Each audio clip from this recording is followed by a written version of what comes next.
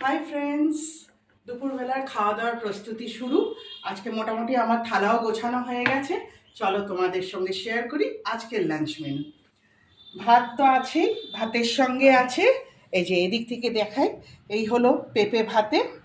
এটা হলো সব মিশিয়ে একটা সবজি ভাজা, উচ্ছে, গাজর, বিন, আলু, একটু বেগুন সব মিশিয়ে একটা ভাজা। তার সঙ্গে একটা জাম্বো সাইজের তেলাপিয়া মাছের ভাজা। তার সঙ্গে যেটা আছে সেটা হলো এই যে লোটে মাছের ঝুড়ি, এর মধ্যে অল্প একটা ছোট্ট আলু আর একটু বেগুন দিয়ে করেছি লোটে মাছের ঝুড়ি।